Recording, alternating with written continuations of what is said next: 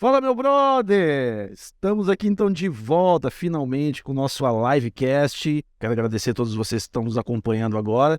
E para o retorno desse nosso podcast hoje do Alive, eu tenho a honra, o prazer de estar conosco hoje aqui, meu brother, pastor Lucim Barreto. Pastor, muito obrigado.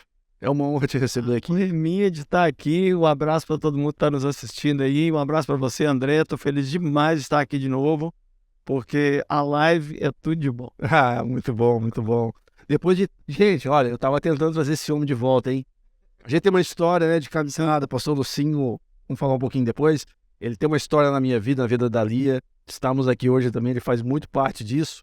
E eu tô desde a pandemia, pastor, e ele fala, André, uma hora vai dar certo. Tô aqui ajudando o pastor Márcio, né, nas agendas da igreja, mas uma hora vai dar certo. Eu te prometo que ano que vem eu vou. Aí, final do ano, a Vanessa me chamou, pastor. O pastor Lucinho pediu para priorizar a agenda com você. Então, muito obrigado, né? É uma honra te receber aqui.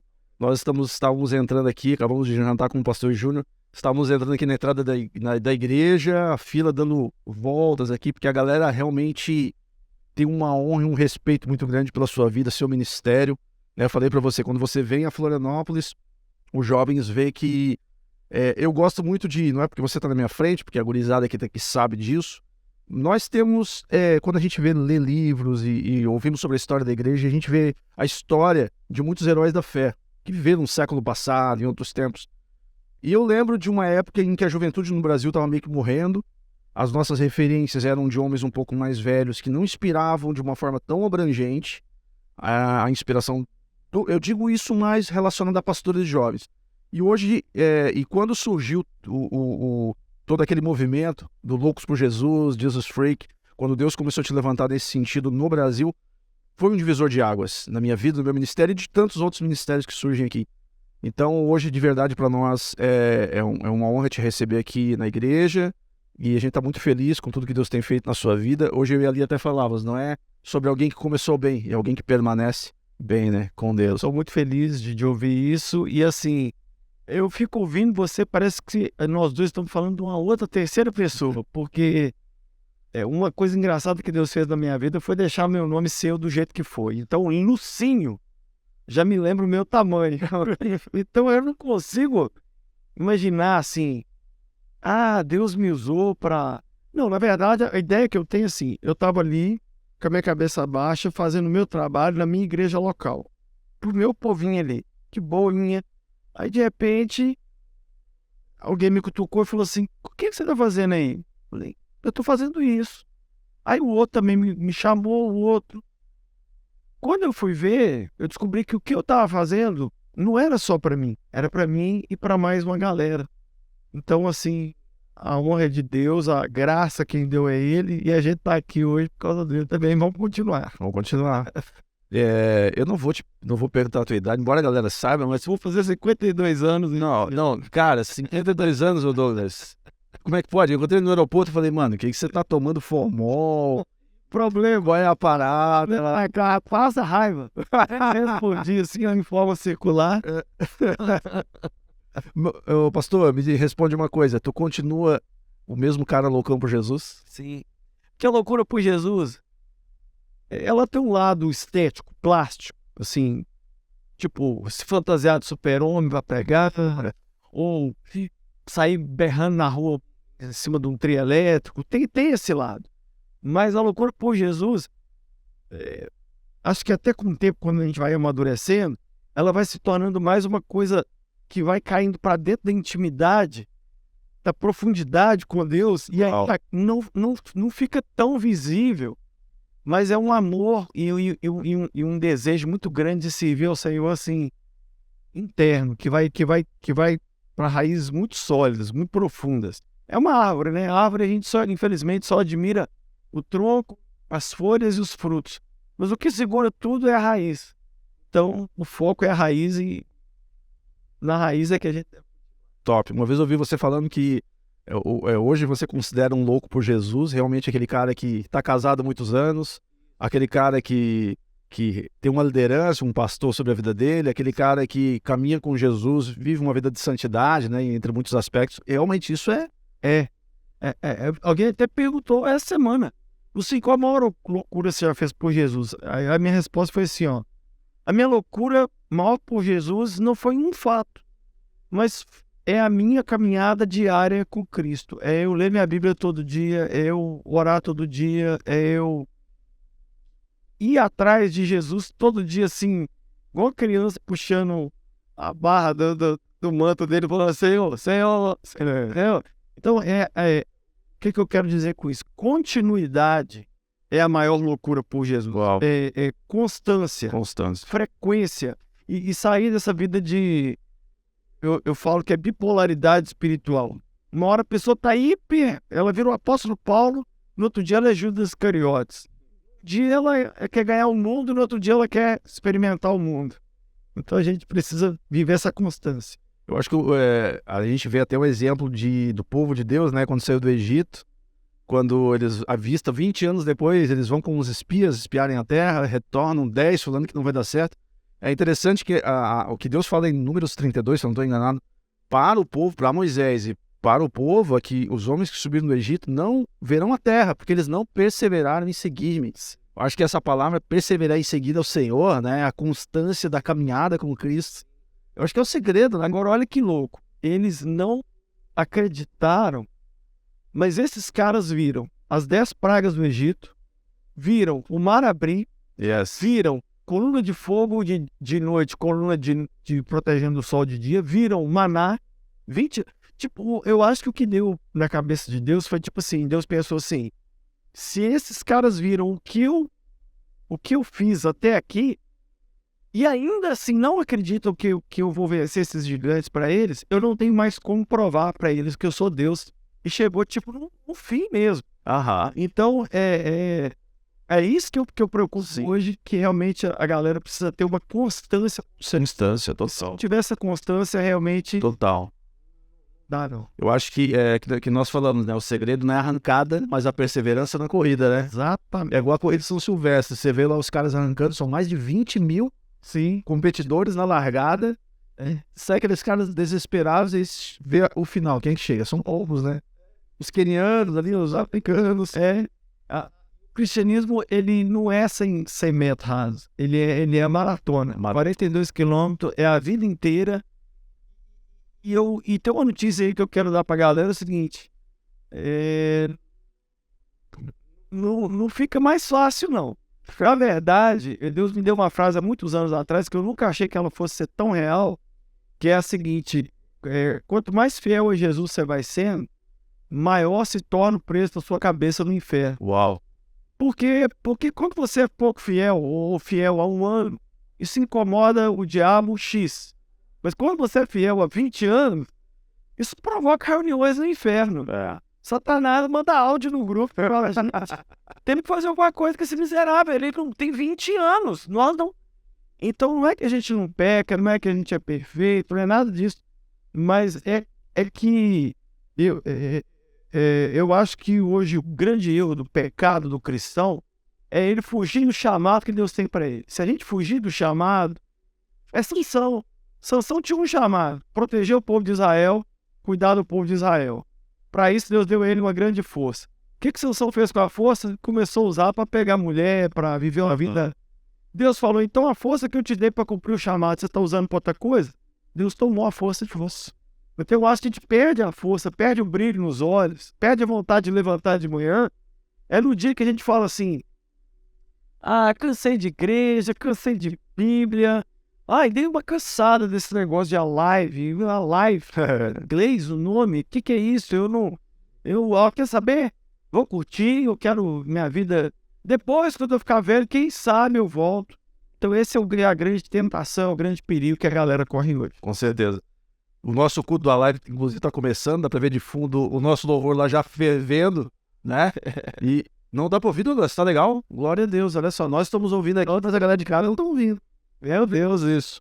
E, Lucinho, você falou algo muito real, né? E você não acha que isso tem muito a ver também com a falta de identidade? Uma geração que talvez ainda não sabe sua verdadeira identidade em Cristo. Porque assim, quando a gente conhece a sua história, seu testemunho, você conta que fez várias cartas suicidas na sua adolescência, era um adolescente carente, todo problemático. E eu acho tão incrível que a palavra de Deus diz, quando o apóstolo Paulo escreve que Deus usa as coisas loucas para confundir as sábias, né? E as que não são, para confundir as que são, e você vê aquilo que Deus te transformou num cara que influencia jovens e adolescentes. Essa construção dessa sua identidade com o passar dos anos fez com que você te ajudasse a permanecer no teu propósito, no teu chamado, e uma geração que hoje a gente vê que tá sem referência de identidade, né? Você tá dando um spoiler, porque eu vou pregar sobre identidade. Gente, De Deus. E eu acho que o que tá faltando é isso. Imagine, se você não sabe que você é o André, que você é o marido da Lia, que você é pai, que você é pastor, que você é cidadão, o que eu quiser, eu consigo te transformar no que eu quiser. A internet vai te transformar no que ela quiser. As opiniões das pessoas as notícias vão te transformar. Então, hoje a gente tem que decidir, nós vamos viver de G1 ou de Jesus. Se você não tem uma identidade muito, muito forte, alguém vira para você e fala assim, tá começando a Terceira Guerra Mundial, aqui eu tiro o seu chão. Ai, meu Deus, tá vindo outra pandemia. Ai, meu Deus, o governo tal assumiu. Porque você não tem identidade firmada no Senhor, você vai viver uma vida capengando mesmo. E o que eu vou falar hoje aqui no culto é exatamente sobre ter essa identidade muito forte em Deus, porque sem ela, aqui na sociedade, se nós não temos a nossa identidade, se você é parado numa blitz, se você tenta fazer uma faculdade, tirar um passaporte, qualquer coisa que a gente precisa de ter identidade. É isso aí. No reino espiritual é a mesma coisa. Só que identidade é dada pelo pai e pela mãe. Então nós temos que ter pais espirituais que nos gerem, né? Nós somos filhos biológicos, tivemos papai e mamãe que nos gerou. E essa geração hoje, infelizmente, muitas vezes não tem pais espirituais ou não quer ter. Porque uma coisa é eles terem e não quererem usufruir. Outra coisa é eles não terem, que é o caso também que acontece. Muita gente que está aí hoje que ele é crente só de ver vídeo, né? A pessoa, ela não vai mais, ela não congrega mais, ela não se entrega mais. Isso é perigoso. Perigoso, né? E isso é incrível, porque quando você tem uma identidade muito formada, você exala isso nas pessoas, né? Inspira as pessoas a serem isso, né? Tanto que Moisés, ele foi quem inspirou Josué, né? Quando Deus chama ele lá no meio da sarça, ele não sabia quem ele era, né? Deus fala assim, volta porque eu tenho ouvido a oração do meu povo lá no Egito. E ele fala, pô, mas quem sou eu para voltar para o Egito, né? E Deus, não, eu estarei contigo. Eu acho interessante, sabe, assim, toda a vida que Deus quer reafirmar a nossa identidade, ele fala, quando você entender a sua identidade em mim, e eu estarei com você, eu falei que ele falou para Gideão, o que ele fala para Josué no capítulo 1, quando Moisés morre, né? Não, eu certamente estarei contigo. Isso é muito incrível sobre essa reafirmação em Deus, né? Encontrar nossa identidade em Deus. Nós estávamos vindo para cá, eu comentei com você o testemunho da última vez que você veio, quando você fez o apelo sobre jovens que nessa noite tem jovens que querem tirar sua vida, cometer suicídio. E veio muitos jovens na frente naquela noite, e uma menina em específico, né, que ela estava toda cortada, que naquela noite ela tentou o suicídio. Hoje eu ouço o testemunho dela, inclusive ela fez uma marca escrito Jesus Freak aqui, onde era a marca do suicídio. Hoje a menina tá bem, tá casada com a empresa dela. E você hoje, um cara que tentou suicídio, Sim. Hoje tira jovens do suicídio. Essa formação de identidade que é tão incrível, que exala, né? A coisa que eu mais gosto é pegar aquilo que era as minhas mazelas e usar para libertar outros. Por exemplo, a pornografia. Eu fui preso a pornografia. Aí, de repente, aquilo que era a minha prisão, eu agora viro o meu ministério. Então é muito legal isso, porque Satanás chega ao ponto de se arrepender, de falar assim, para que eu fui testar esse cara nessa área? Para que eu fui levar ele à depressão, levar ele a querer morrer? Porque agora ele usa isso para tirar outras vidas. Então, eu acho que tudo que Cristo faz em nós, ele quer fazer através de nós. E isso é muito joia. Eu falo que, pastor, qual que é o meu ministério? Basta você olhar nas suas maiores lutas. Forte. Você tem problema na família? Você vai ser um restaurador de família. Top. Você tem problema emocional? Você vai ajudar as pessoas na área emocional. Então, eu tive uma adolescência muito conturbada, com a perda da minha mãe, com uma série de coisas. E isso me levou a viver o ministério que eu vivo hoje, fazer o que eu faço hoje. E isso se tornou, a minha dor se tornou a minha proclamação. Igual Paulo. Paulo, ele ia pregar, Ele falava, olha, eu torturei pessoas, eu matei, mas hoje eu sou apóstolo. Então, a história terrível do apóstolo Paulo se transformou exatamente no testemunho, que é o que Deus quer fazer através da vida de cada um que está assistindo a gente também. E isso identifica muito e mostra uma geração hoje muito com doenças emocionais, né? Sim. Quais talvez seriam hoje as maiores mazelas que você tem encontrado no meio da juventude, no meio das pessoas, em geral, de forma geral, mas mais específico no meio dos jovens, dentre tantas outras que a gente vê, você acredita que seja talvez as doenças emocionais? Sim. Tem 3 coisas que eu vejo. Eu vejo muita ansiedade. A ansiedade é a nova depressão. Sim. Então, a depressão era a doença do século XX, mas do século XXI não. A doença da vez agora é a ansiedade. O que é a ansiedade? É essa falta de ar. A pessoa está aqui agora, no agora, mas o corpo dela já está lá no meio e fim do ano e a pessoa não sabe o que será, o que vai ser. Desespero, né? A segunda coisa que eu vejo muito forte é rejeição.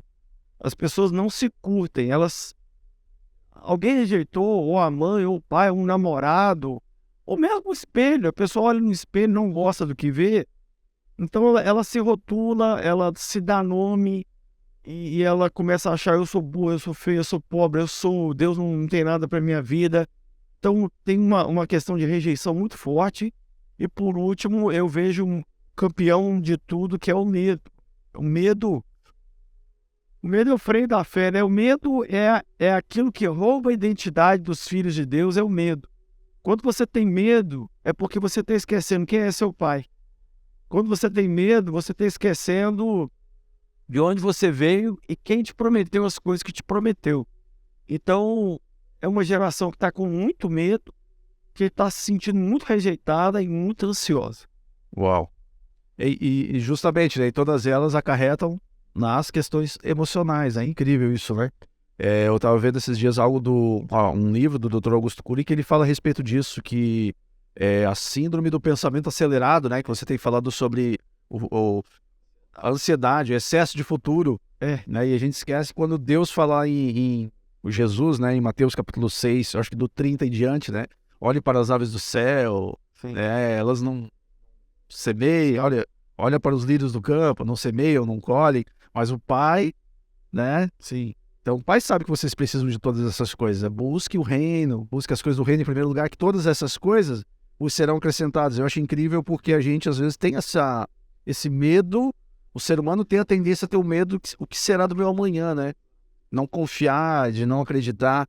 E isso tem paralisado, é o medo paralisante, né? E tem sido uma herança da pandemia também, né? A Também, pandemia deixou as pessoas muito na beirada, muito à beira do precipício. Então, acarretou muita tristeza e agora está todo mundo muito inseguro, com o novo governo, volta ou não volta a doença, essa guerra vai virar a terceira guerra mundial, não vai virar.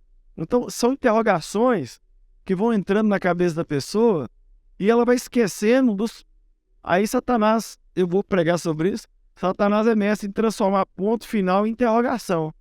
Então Deus diz: eu te amo. Aí o diabo diz: Deus te ama? Eu tenho um plano na sua vida. Deus tem um plano na sua vida? Então, ele não muda nem o que Deus fala, ele só muda o tom de voz, porque ele é esse colocador de interrogações onde Deus já pôs ponto final. Uau, muito forte. Lucim, você acha que hoje a pandemia ela tem trazido consequências no meio das pessoas que nós estamos escolhendo hoje? Estamos vivendo e na pele, sentido, nós somos pastores, atendemos pessoas. Foi falado muito sobre a questão da depressão que viria pós-pandemia, a crise econômica e tantas outras coisas. A igreja tem sofrido muito com isso? Você tem sofrido um mundo. É como se fosse uma noite mal dormida. Uma noite mal dormida, você não sente mal na noite mal dormida, não. Você sente mal no outro dia. É durante o outro dia que você fica irritado, cansado, pode até dormir ao volante.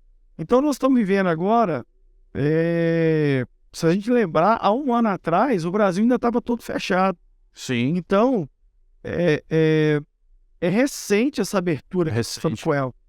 Então, ainda estamos colhendo. Eu estou vendo muita gente que ainda tá com medo de chegar perto, muita gente que ainda usa máscara, muita gente que ainda... Esses dias eu vi uma camiseta, tava assim, ó. Não é Covid, é rinite. Que hoje, se você tosse no elevador, se você espirra, as pessoas, meu Deus, vai me transmitir vírus. Até um ponto que é o cuidado e até um ponto que também se torna uma neurose, né? Exatamente. E aí, qual é a próxima pandemia, ou se o Covid vai vir mais forte, eu tomo ou não tomo a continuação das vacinas, e isso tudo vai machucando as pessoas. E aí as coisas que Deus falou, elas vão ficando relativizadas. Relativizadas. Mas aí as coisas que a gente vai vendo na notícia, elas vão se impondo. E aí as doenças emocionais vêm muito forte. Loucura. Eu lembro que teve um dia, não sei se você passou por isso, início de março ali de 2020, aí veio a notícia, olha, aquela corona, a gente só chama de corona, o corona lá na China tá vindo pro Brasil. Eu pensei assim, não vai vir nada, sempre falam das coisas. Quando o dia 17 de março fechou tudo, e nós ficamos trancados dentro de casa, eu lembro que eu ia no mercado, eu limpava as coisas. Teve um dia que eu fui na sacada do meu prédio, eu olhei pro céu e eu tive uma angústia, um medo misturado com um sentimento assim, será que o Senhor tá voltando, Jesus? Será que eu tô preparado para viver tudo isso? Né? E trouxe um receio. Só que eu percebi que aquilo me tornou mais forte. Aquilo me criou também uma resiliência, né? Você passou por isso, assim, teve alguns receios? Como é que foi pra ti isso? Não foi fácil, não. Eu sempre fui a milhão. Então, freio, de repente, você falou 17 de março, eu vim pregar em Balneário Camboriú no dia 16 de março. Aí, dia 17 de manhã, eu peguei o avião. Por pouco, eu ficava preso. Fechou tudo? Os aviões parou tudo. E eu também fiquei assim, fui pego de surpresa. Teve que desacelerar aquela tua loucura que todo dia gesa e... Então, ter esse medo, esses temores, eu tive. Aí, o que eu tive que aprender? Eu tive que aprender a viver loucamente por Jesus, dentro de casa, e a viver minha fé para dentro. Porque muitas vezes a gente só sabia viver a fé para fora. O que pegou para muita gente? Muita gente só vivia Jesus no contexto da igreja, com o pastor mandando orar, e orava. Gente, abra suas Bíblias. Aí a pessoa abria a Bíblia, vira para o irmão do lado. Aí, quando isso foi cortado, a pessoa não tinha prática espiritual em casa, devocional. Resultado, ruiu tudo. Por isso que hoje, quase toda igreja que eu vou, me fala que mais ou menos 1/3 a 1/4 da igreja se perdeu na pandemia. E também veio um povo novo que a gente não sabe de onde e que veio assustado da pandemia. É verdade. A minha igreja foi assim. Sim. Então nós estamos cuidando das pessoas hoje, levando em consideração que elas estão sequeladas, acho que é a palavra, machucadas pela pandemia. Sim. Assustadas. E trouxe uma resiliência, uma força, muita gente. Você acha que sim, você é outra pessoa depois da pandemia para melhor? Outra pessoa. Eu hoje eu valorizo muito mais o ser humano. Eu sinto muito mais a dor das pessoas, porque a pandemia fez uma coisa muito triste, que é você não poder nem ir no cemitério despedir de alguém que morreu. Na minha igreja, vários pastores morreram. Aqui também teve na nossa igreja. Meus. Então, é muito triste, assim, você dentro de casa não pode nem ir lá falar nada. Então, isso me fez repensar também meu relacionamento com o ser humano, valorizar as pessoas, valorizar a vida, valorizar respirar, né? E me fez ser muito grato a Deus, porque muitas vezes a gente tem essa mania de falar, né? Nada está acontecendo. Nada está acontecendo, você passou por uma pandemia e está vivo. É verdade. Tem algo acontecendo. Isso aí. O sentimento de gratidão, né? Às vezes a gente vive de epifanias, né? Aqueles momentos que a gente, eu sou grato, eu tô vivo, mas eu acho que não pode ser assim, né? Nós temos que ter a gratidão, tem que ser uma decisão que a gente toma. Não, eu decidi ser grato pela vida que eu tenho, né? E realmente, como você falou, eu lembro de ter visto um velório do ao vivo no YouTube de um conhecido meu no YouTube, no Facebook, de um conhecido meu de outra cidade, e o cara com o caixão todo plastificado. Foi triste, assim. Então, Muito triste. hoje nós estamos aqui pela misericórdia do Senhor, né? A igreja prevaleceu, e a gente sabe que se o Senhor nos permitiu estar aqui, Deus tem algo ainda conosco nesse tempo. Essa é a grande pergunta. A pergunta não é por que os que morreram, morreram. A pergunta é por que os que viveram estão... Aí eu só consigo ter uma resposta. É porque o que Deus tinha para fazer na minha vida e através da minha vida ainda não se completou. Então, se isso não se completou, o que tem que ser a neura da minha vida? Deus, qual é a vontade que o Senhor quer que eu cumpra? Essa tem sido a minha oração de manhã, de tarde, de noite. Eu abri mão, André, de todas as minhas... Eu não tenho mais sonho, assim. Não sei o que você sonha. Eu tenho um sonho mesmo. Eu tenho um sonho de cumprir todo o meu chamado nessa geração. Um dia eu ir morrer, ou Jesus voltar, e eu poder falar assim, Senhor, combati o bom combate, terminei a missão, cumpri a carreira, guardei a fé. Isso é o meu sonho hoje. Por quê? Porque eu percebi que o diabo quis tomar isso de mim. Obra incompleta. Imagina essa igreja aqui, se alguém vem aqui, levanta as paredes e não pinta, não põe reboco, não põe... Fica uma obra Completa. Então, eu não quero chegar um dia diante do meu Senhor e falar assim, Jesus, então, por causa da pandemia lá, o senhor vai entender, né? Eu não tive como, então eu tive que... Não, eu não quero... Eu não quero ser aquela árvore na beira do caminho, que Jesus um dia foi tomar o café da manhã dele e a árvore não tinha figo porque não era época. Aí Jesus falou, então ninguém mais como de ti. Então, se Jesus não aceitou a desculpa da figueira, eu acho que eu não posso dar desculpa. Eu tenho que dar o meu sangue, a minha vida, pela missão, pelo chamado que Ele tem para mim. E eu acho que cada um de nós temos que procurar saber qual é o nosso chamado, qual é a nossa missão específica, né? E cumprir essa missão. O tempo está passando e nós não podemos deixar ele ir embora sem cumprir o nosso chamado, não. Amém. Eu creio nisso. Lucinho, você acredita que existe um novo tempo de Deus vindo para a igreja no Brasil? Não sei se você tem acompanhado o que tem acontecido lá, né, em Asbury, nos Estados Unidos, os jovens orando e adorando a Deus incansavelmente. Nós temos visto alguns sinais, algumas coisas acontecerem. Você mesmo citou sinais de rumores de guerra, epidemias, entre outras coisas surgindo. Você crê num novo tempo para a igreja? Muitas pessoas têm pregado sobre um avivamento que Deus quer derramar sobre nós, sobre o Brasil, sobre a volta de Jesus. Enfim, existem muitas coisas que nós não sabemos. Nós precisamos viver, né? A gente não pode ficar... Também queria usar isso como subterfúgio para a ansiedade ou para a estagnação, né? Mas você que tem rodado o mundo, né? Você acabou de vir da Europa, agora pregando também. O que você tem visto lá fora, na América, na Europa e no Brasil sobre esse novo tempo? Você acredita nisso? Eu acredito em dois avivamentos paralelos ao mesmo tempo, simultâneos. Um avivamento, infelizmente, primeiro do mal, uma apostasia, que a Bíblia fala dela lá em 2 Tessalonicenses. Paulo fala que Cristo não viria sem que antes houvesse uma grande apostasia. Sim. Então, a gente está vendo essa apostasia. A gente está vendo que tinha gente que você falava assim, Deus, eu quero ser crente igual fulano. Aí, de repente, essa pessoa não é mais crente. Então, primeiro é isso. E ao lado desse avivamento ruim, um avivamento do Espírito Santo. Derramado do Espírito. Se entregando a Cristo, gente que a gente não esperava. Então eu percebo os dois caminhando lado a lado. Tem gente que só dá ênfase para quem está se perdendo. E tem gente que só fala de Asbury. Não, eu acho que são coisas simultâneas. Sim. E eu estou vendo um aumento da atividade satânica na terra e de esfriamento da fé. A Bíblia diz que aquele que persevera até o fim será salvo. A Bíblia diz que vai haver esse esfriamento da fé. O amor de muitos se esfriará. Mas eu estou vendo também que tem muita gente que estava muito no pecado e está vindo para Jesus. Sim. Então eu creio que a igreja brasileira é um bom termômetro mundial onde se mede isso. A gente está vendo que tem muita gente com sede de Deus, muito avivamento, muita gente se convertendo, largando o que não deve, estão cansando mesmo do pecado.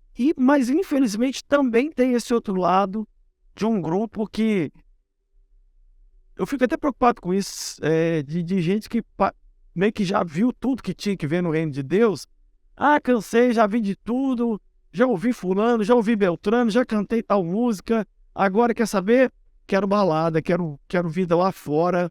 Então eu vejo os dois acontecendo ao mesmo tempo. E uma geração nova surgindo, né, Luciano? Uma geração de jovens pregadores, jovens pastores. Nós havíamos até conversado um pouco antes a respeito disso, né? Como o teu ministério, ele abriu o caminho, né? Você meio que foi aquele cara que foi abrindo o facão, né? Abrindo o caminho para muitos ministérios de jovens nós sabemos disso. E hoje a gente vê muitos jovens pregadores fazendo essa diferença, né? Nós até conversamos a respeito do David Leonardo. Ele mesmo falou para nós aqui que foi aquele seminário 2014 aqui em Florianópolis que reativou o chamado dele. Hoje ele tem essa gratidão por você muito grande.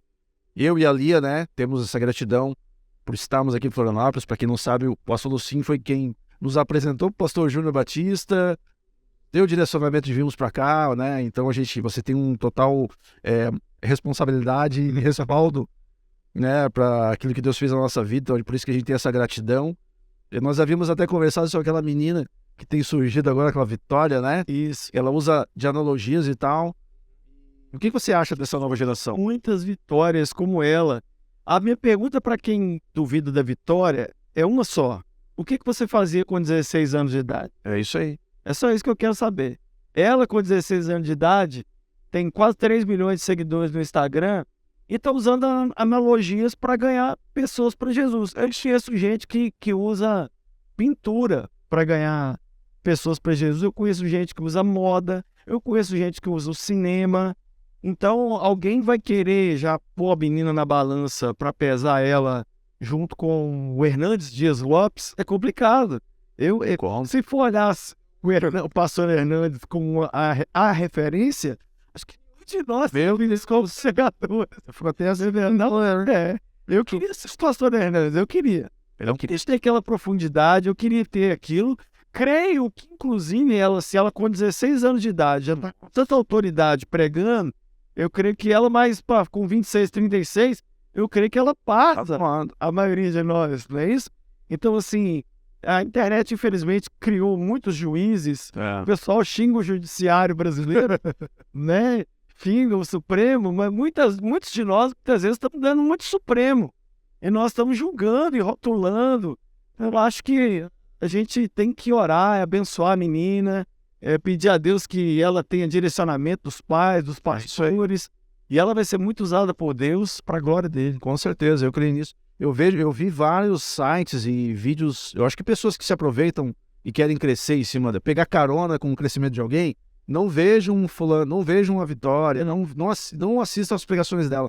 Eu tenho um filho de 13 anos, você tem um filho também, já está partindo para a juventude, uma que inclusive é vovô agora, né? Mas o que eu vejo é que as pessoas às vezes preferem uma menina de 16 anos esteja num baile funk, sem roupa, dançando, do que pregando a palavra de Deus, usando analogia com o celular. Deixa ela usar aquilo que... Ela é uma adolescente, indo para a juventude dela, usar. Ela é o que ela tem. É isso aí.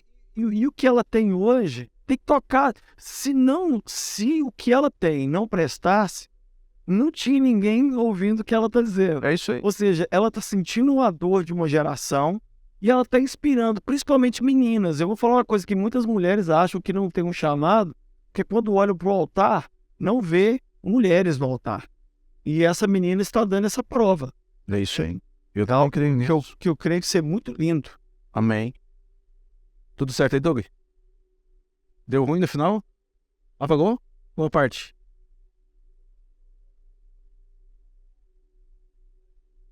Meninas. O que é bateria, será? Como é gravado, a gente consegue cortar. Falando isso, a gente vai dar uns 5. Já vamos encerrar. Deixa eu ligar, a gente volta da parte das meninas. Deu? Gravando? Quer dar uma palminha? Se o pastor quiser voltar à parte que falou ali. Inclusive, tem muitas meninas que a mulher, de uma forma geral, o altar brasileiro é meio machista, sabe assim? Quem toca louvor é homem, quem dá aviso é homem, quem prega é homem.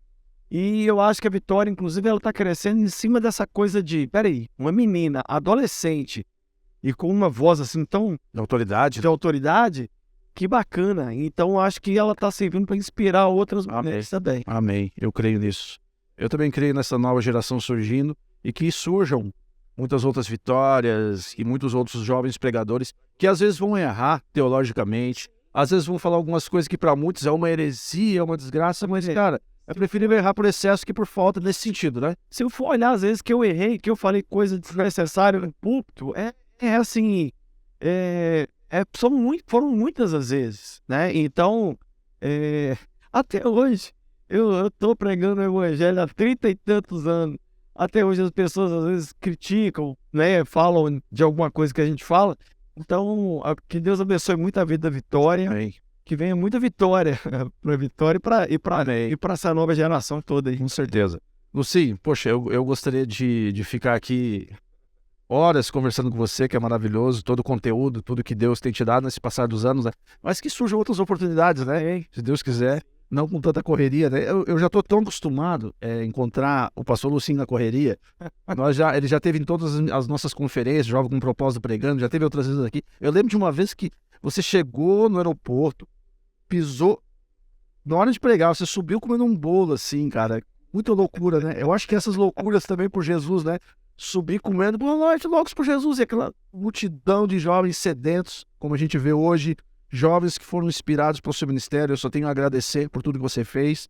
Todo o preço, né? Não é em vão. Hoje nós estamos aqui, essa nova geração está aqui, com certeza, por muito que você chorou, muito que você apanhou. Eu lembro da época do cheirar a Bíblia ali, quanto você apanhou.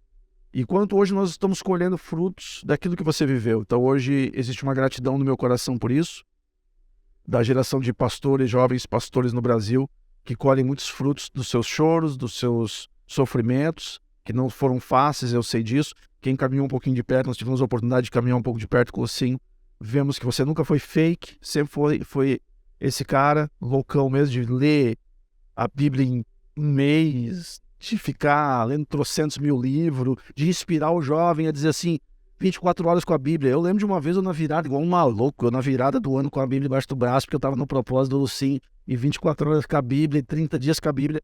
Isso me fortaleceu. Eu acho que isso nos fortaleceu. Então, cara, só gratidão realmente pela sua vida, seu ministério. Muito obrigado por estar aqui hoje conosco. E continue sendo esse